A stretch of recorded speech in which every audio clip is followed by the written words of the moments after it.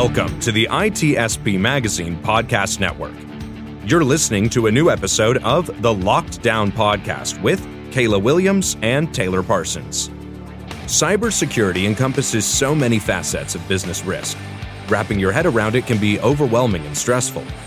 Join us to learn how to tie cybersecurity strategy to overall corporate objectives and best business practices while gaining an understanding of technical and non-technical approaches to security and privacy, regardless of tenure in the field.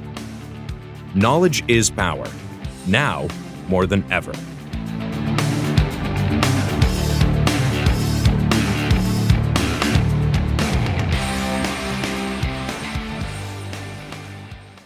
And hello, everybody. You're very welcome to a new episode of Redefining Cybersecurity Podcast. I'm your host, Sean Martin, where I get to talk with loads of cool people about cool things. Sorry, I like to nerd out on stuff. And that's what this show is all about, bringing technology to the business to enable the business and society operate in a safe way using the technology that we put forth. And today, we're going to kind of cross both sides of the aisle here, where there are defenders and we have to think like the bad actors. But then, of course, there are the bad actors that use all this stuff. And how do we take advantage of both sides to improve our security posture in all the things we do? And we're going to talk about a program that did just that, connects cyber criminology to cybersecurity. And I'm thrilled to have Kayla and Amanda on. How are you both? Very well, thank you. Thanks for having us. We're fine, Sean, and we really appreciate being on. And I appreciate you getting up at the crack of dawn there in Queensland, Australia, and joining me. You're very kind to do that, and a great energy already. We've been chatting for a few minutes before we started recording. So I'm excited for this topic, and I'm excited to hear about the program and the bigger view of cyber criminology and what it means to us in society. Before we do that, though, a few words from each of you. I'm gonna start with you, Neelak. Yeah, so I'm currently studying a Master of Cyber Criminology at the University of Queensland and have had the opportunity to do an internship over the past summer with Mandy and Shakira also at Rheinmetall to sort of get an idea of what criminology practices can be applied in a cybersecurity operations centre and putting those skills to use and learning a lot more in the process as well. Interesting. And I'm thrilled to have you on. And Amanda. I have spent a million years in all sorts of things. I was a civil servant for a long time, and I've worked in fraud prevention and intelligence. Not that I'm intelligent. And I'm actually an adjunct lecturer at the university that NILOC goes to. And I am currently managing the cybersecurity capability at this defense industry company that NILOC spoke of, and started an internship that brought in the two beautiful ladies that we were talking about earlier. And I'm hoping that more people understand that criminologists make awesome cybersecurity professionals. I'm excited to learn how and why that is. And this is inspired by a post you did on LinkedIn. I'll include a link to this where you mentioned this connection and this internship. And it caught my attention. And I thought, one, it's an interesting topic. Two, I like the idea of internships where we're learning and I presume the students and the interns bring something fresh and new into the program as well, to make us or help us think differently. Because I've been doing this a long time. I think we have a lot of standards and best practices that we followed for decades, and I think maybe a fresh way of looking at things is important. So let's start with the internship. Generally speaking, Amanda, what prompted that? What was your objective with the program? Okay, so recently out of the public service or the civil service, I'm not sure what you call it in America. Public service. Public service, yeah. So I started this company, and it's a defense industry company, and my first ever private sector job. And I said to them, I'd really want to be part of something better. I want to do something to future-proof our cybersecurity industry. And I found out that one of my colleagues had already started an internship for engineers. And I said, could I piggyback on that and do one for cybersecurity? And she was very, very helpful. And because she'd already had all the social elements involved. I'm not very good with the social elements, the student barbecues and things. I'm not into that. And she was very, very kind and said I could piggyback onto that. And I said, right, let's start this. And I business cased to my then manager about why we need interns in this. And then I prepped my team and said, you're going to be mentors and I'll send you to mentor training because this is a good thing we're doing. And then we opened it up. And when we opened it up for candidates to apply, I said, I don't want a narrow field. I don't want students that are just cybersecurity. I'm opening this up to people that have studied intelligence and counterintelligence and policing and criminology, because my career is eclectic and I bring all of that to what I do now. And I like diverse thought. Like you said, the interns bring in diverse thought, and I like diversity of thought to solutions to problems. And then we had such a huge amount of students who had applied, and it was so wonderful to see. I interviewed a lot of them, and it was the criminologists that actually shone, because the cybersecurity students kept thinking about vendors. They kept naming vendors, that they were used to this vendor appliance, and that's what made them good. Whereas the criminologists were going, yes, but the criminals are doing this, and this is how they're doing it, and this is why they're doing it, which made me very, very keen to have our criminologists involved. But I want to future-proof this workforce. I don't believe necessarily that there's a gap in the cybersecurity skill set, but I believe there's a gap in how employers think about who they want to hire for these.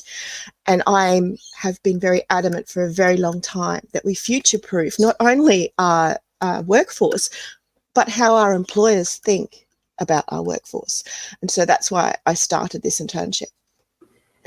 Well, I have to say it's encouraging that you had so many people apply from outside of, a lot within, sounds like, cybersecurity, but also outside of.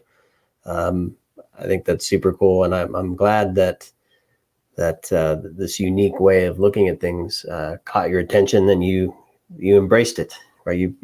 I think you might have a little teaching criminology. You might have a little, I won't say bias, but an attraction to that anyway, perhaps. But I'm wondering, Nailak, when you applied and began to engage, did you have any preconceived notions of what it might be like, what you're getting into? Did you try to force the way you think into what you thought they might want to hear, what Amanda might want to hear as part of the program? Or did you just let yourself be who you are and what you know and see where it took you? I'm curious. Well, I only knew of what was on the role description to begin with, and they had listed criminology students as ideal applicants. So that was very encouraging, because you don't see a lot of that in cybersecurity, and especially coming from a non-technical background, you don't really know where to start. Well, coming from me anyways. So it's really important to reach out to people and get an idea of what is out there, because I wouldn't have come across this opportunity otherwise. But definitely didn't try and fit my thought to what I thought the program runners or Mandy or whoever would want to hear. It just happened so that coming from a criminology background, those skill sets had already sort of matched up with what they're looking for in the cybersecurity field anyways. I love it. Well, let's go there, Amanda. That connection. Talk to me about what you teach as part of your course, your curriculum, and how that connects so well to cybersecurity. Well, I have the honour of being an adjunct at University of Queensland, and I lecture for some of the courses on cyber war, which is very, very interesting to me, how cyber war is now the thing rather than kinetic war. And I also lecture about, I'm not sure what the course is called, Lockie, the one about practice. That is criminology in practice, I believe. Yeah, so there I was. Apologies to everybody. It's very early for me. So I actually talk about intelligence and the intelligence cycle and how you apply that to cybersecurity. And it is for the criminology field. And when I engage with students, and I've been doing this for quite a few years, and I have guest lectured at other universities too, usually on the same subjects, I had noted that these students had the right mind bent for this kind of work, for cybersecurity, because they did not have the cognitive bias that to be a cybersecurity professional you had to code, or you had to use a certain appliance, a certain SIEM or firewall. Instead, they were looking at crime and victims of crime, which is exactly how a cybersecurity professional should think about. Lockie mentioned being technical. To me, I can teach anybody to code or anybody to use a computer or an appliance. That is just teaching a skill set. It's like learning to read, but I cannot teach how you think. And I found without fail, even the worst criminology student thought far better than a lot of others, professionals in the field I'm in, because they remembered that it's all about crime, whether it's nation state or it's about espionage or it's about disruption. It's all crime. And they thought about it in that space, which to me made an ideal transition to what I'm doing. Yeah, it's not unlike business. If you think about the business outcome you're trying to achieve, then the processes and the tech and everything that support that will allow it to happen. And same for crime, right? Crime is a business. If you think about what their ultimate goal is, what are they trying to achieve? Is it to steal data? Is it to sell information? Is it to grab a credit card? Whatever their objective is, that will help lead you to understand how they're working to achieve that, I presume. So I'm curious, and to me, that says story, right? That's a journey. I'm trying to go here, and this is my path to that. So I'm wondering, Naylok, do you look at things like a story in terms of crime and how it happens? And I don't know, I'm thinking of like TV shows and things like that, where you're following along, trying to help break the case, right? I imagine and that's and then. Yeah, I imagine a lot of listeners and people who think of criminology think of true crime and serial killers and things as well. But it's really more of the analysis and understanding external factors that contribute to someone offending and committing crime. So looking at their motivations and looking at the victims, re-victimization, and sort of things that contribute to recidivism as well. So things that lead to people reoffending in that particular type of crime. So it's a lot broader than looking at a specific case and following that story, because it can be quite complicated, as you can imagine. So you've got to consider different elements of crime and criminal behavior and criminal offending. So yeah, looking at people's environments and different theories. Of course, there are lots of principles in criminology and different theories from a lot of schools that you can look at a specific crime and they might look at it differently and weave a different story, as you might say. But yeah, it's definitely a lot broader than a particular narrative, I'd say. Can you give an example, either something directly tied to the studies and the work that you did at the internship, or maybe even something outside of criminology in just everyday life that people are going about their business and might think that way and don't realize it? Because I think it's super interesting. Even I didn't even think of it as I was describing my thoughts of what it might look like. I mean, any examples? So something you might do as someone who wants to protect themselves from crime is you grab your keys and you go out of your house and you lock your door. So you're doing something preventative to reduce your chances of being victimized. So you're trying to stop people breaking into your windows and getting into your house. So those are the actions you're taking as someone, like as a user who might lock their computer, to reduce your chance of being victimized. So there's a lot of, again, theories in criminology, like routine activities theory, where it might denote that people, if had the opportunity, would take the opportunity to commit an offense. So it's about understanding people's behaviours and different sort of factors that would eventuate to a crime occurring. And how do you bring that out in the lectures and coursework that you do, Amanda? How do you get that? Assuming people that enter that have a natural inkling to do that, how do you help shape that to where it's powerful in terms of? I often use real case studies and ask them to tell me, because these lectures at this university, they go on forever. They're like 3-hour lectures. So no one's going to stand there in front of the class and just rant. It's too exhausting and boring. So I'll often present a case study and ask them to tell me what they think about it, or for them to analyse it as if they were intelligence analysts, to tell me how they're applying their theories to it, and to teach me.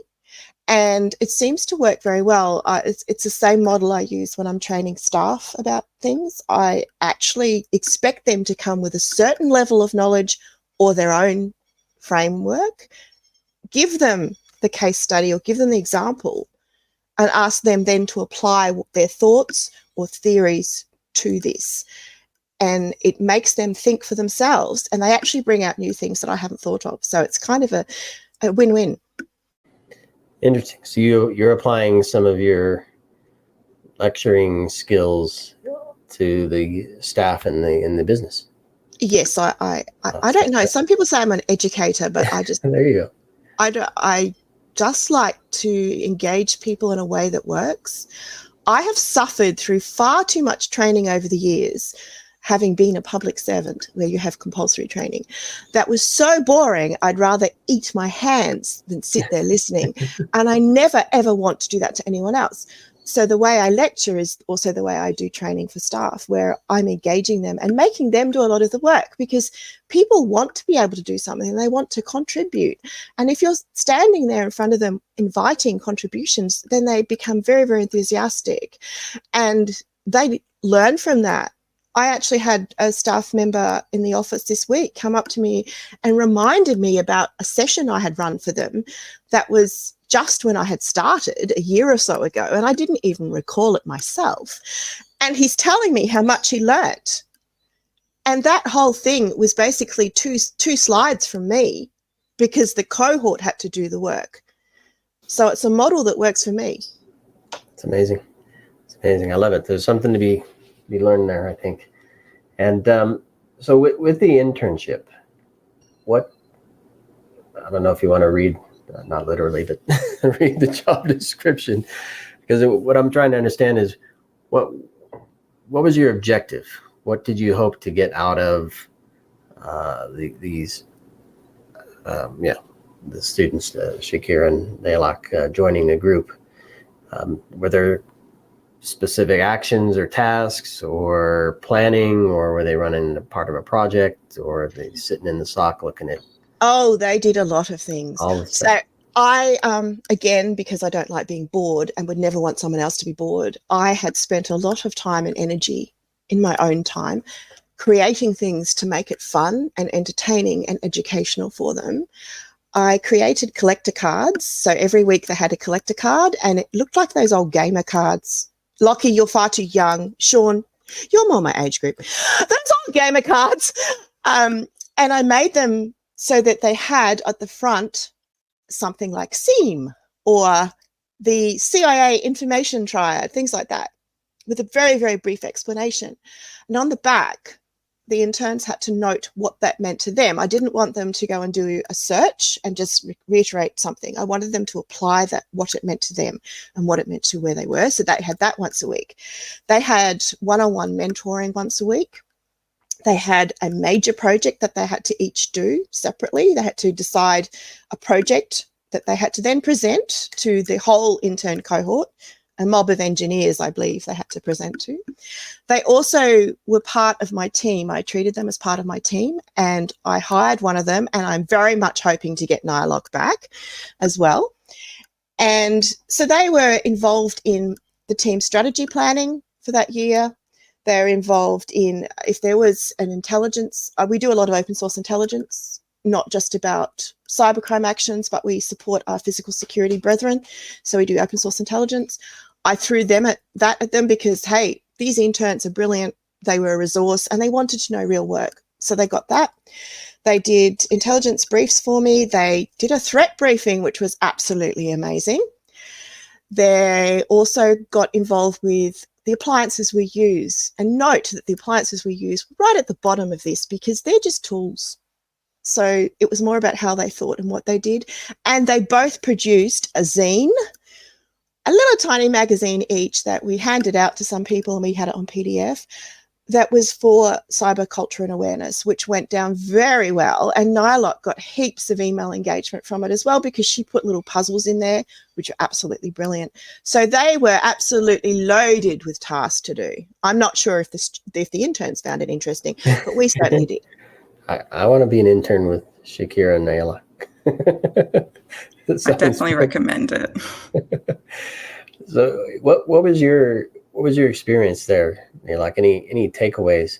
I mean, I don't know. The briefings sound really fun to me for some reason. The intelligence and the threat briefings and the magazines. I don't know.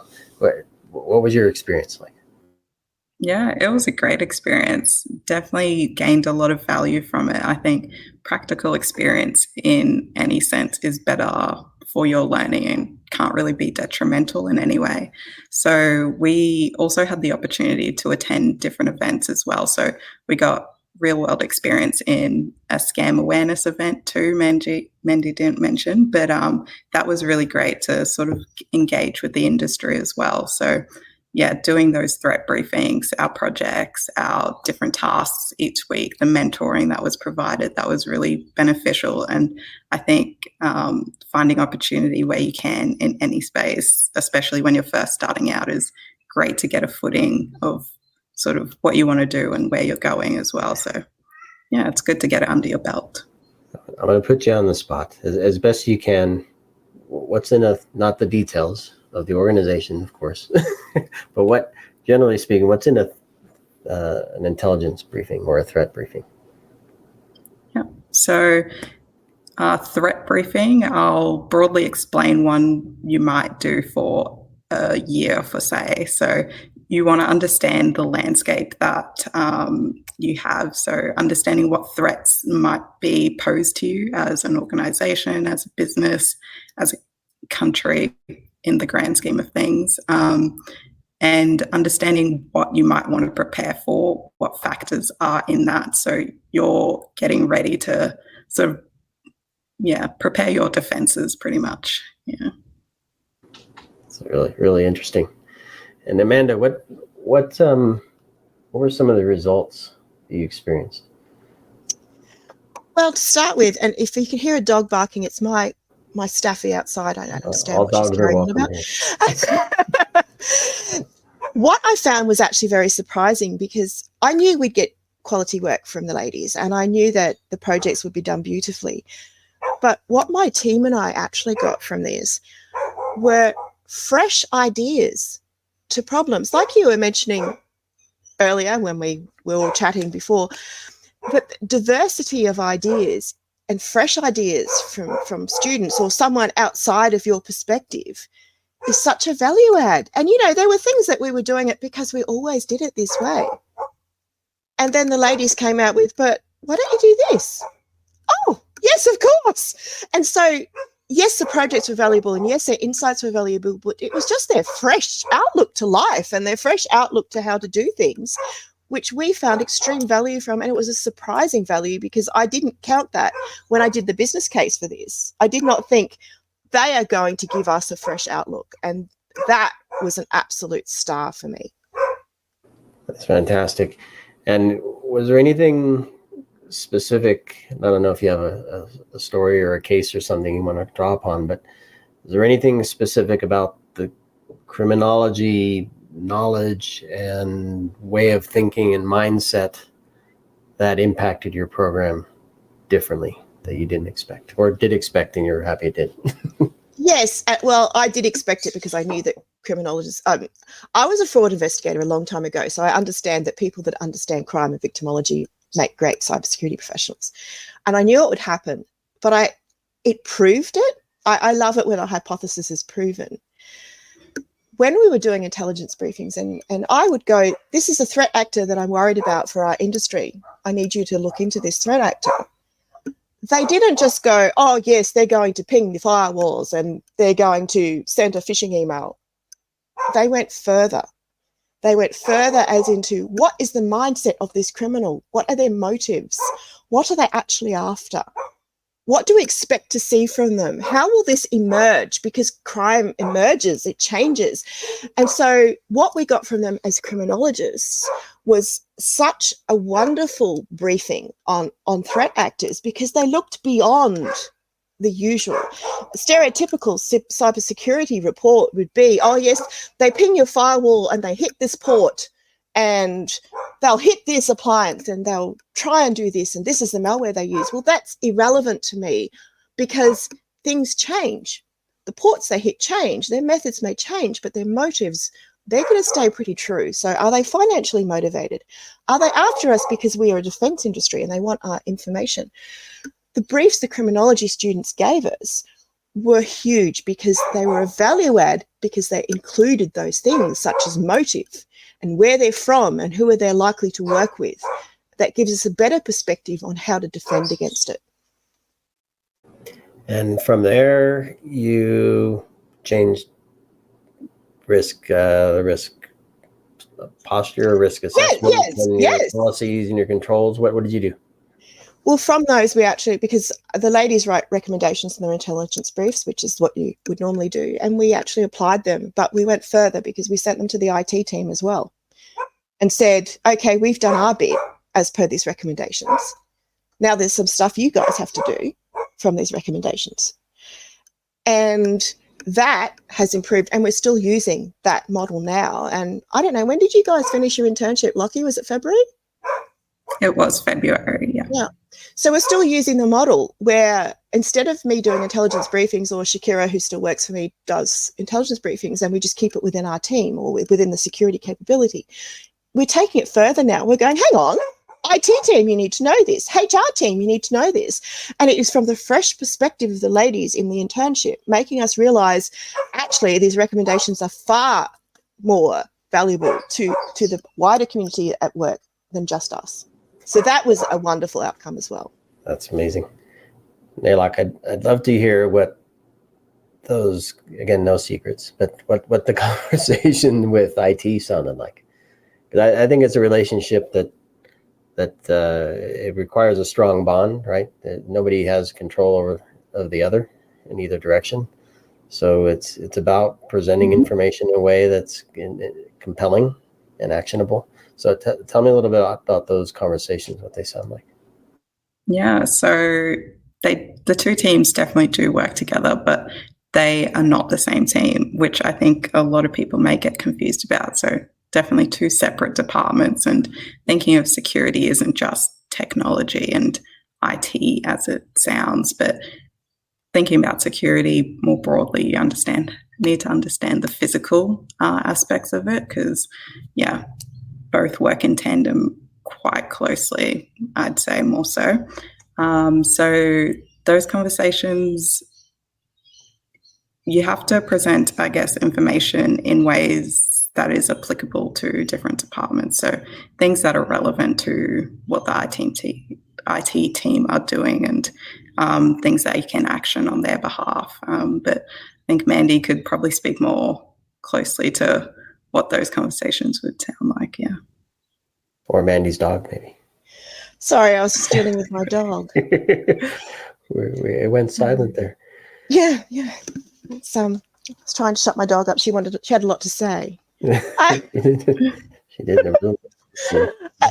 So from that, the work, as Naylock was saying, the conversations, the dialogue and the engagement has changed and refreshed and it has become more a value add where the teams such as Lockie said, IT is not security at all. And frankly, I'm tired of people thinking cybersecurity is IT, because it's not. I'm not going to fix your laptop. Yes, I can, but I'm not going to, because I'm security.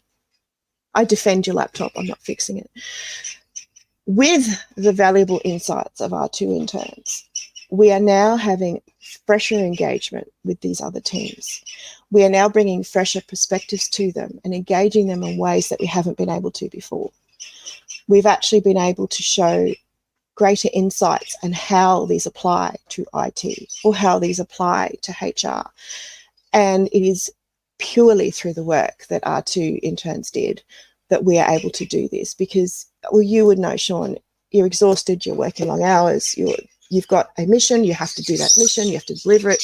You have no time to think outside of that immediate mission. We have these interns in who are, obviously they want to make a good show. They want to show that they're brilliant, because interns tend to get hired. But not only that, they're bringing their best game to the job. And because their mission is to fulfill that internship, they have the space to go, hang on, hey, we could do this. How have you thought of this? This will enhance this project. And from those fresh perspectives, it has now enhanced our engagement with the other areas, because we have been forced to look outside of our mission and immediate remit to outside of that and go, okay, maybe we're engaging with IT wrong. Maybe we're engaging with the other teams wrong. How did the ladies do it in their internship? What did they do that engaged better? And taking that on board and still using those thought processes. And it isn't necessarily what they said, but how they did it and how they engaged, and their embracing of the other teams and how those other teams would think has added value to how we continue the narrative with these teams now. I love it. I love it. I knew this was going to be a fun chat. I could tell. It's funny that a post, you can see through it sometimes and say, there's something cool in here.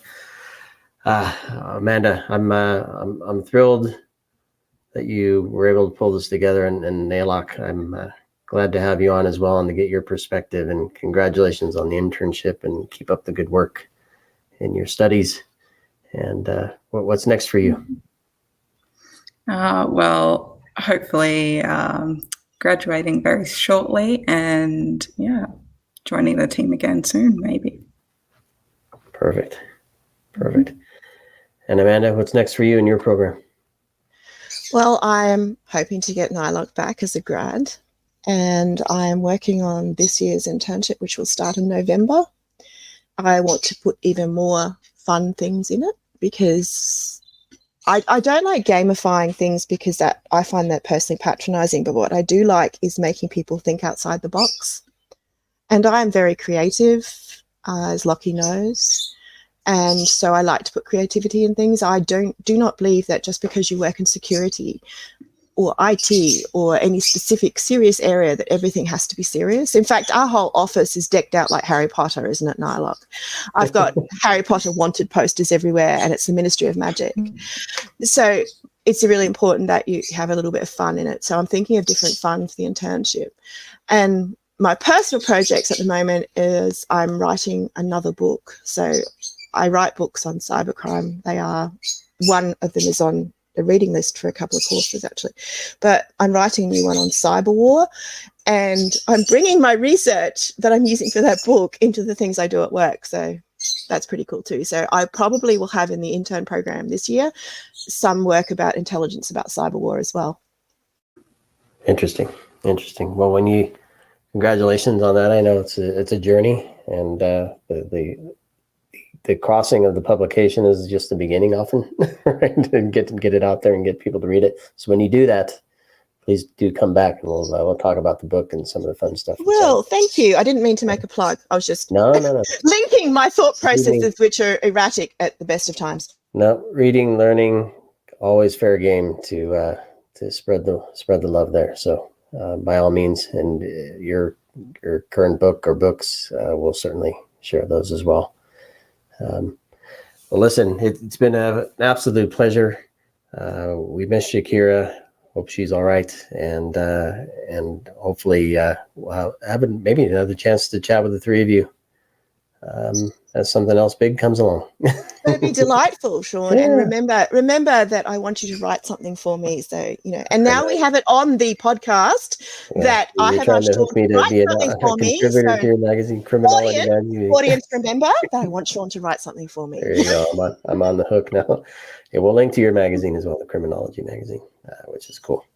Thanks, Sean, and thank you for the opportunity to talk about this, because I think it's a very, very important subject, and it's important for students too to know that if they've studied criminology, they have such a wide career prospect ahead of them.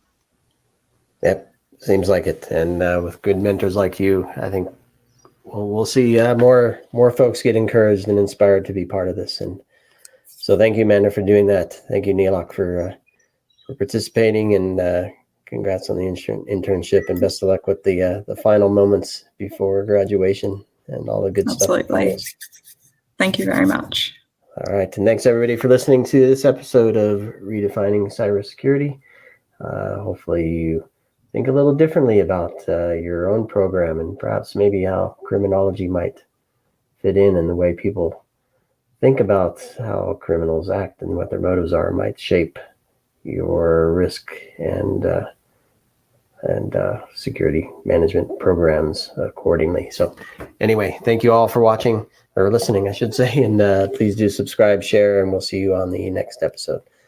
Thank you, Amanda. Thank you, Neil.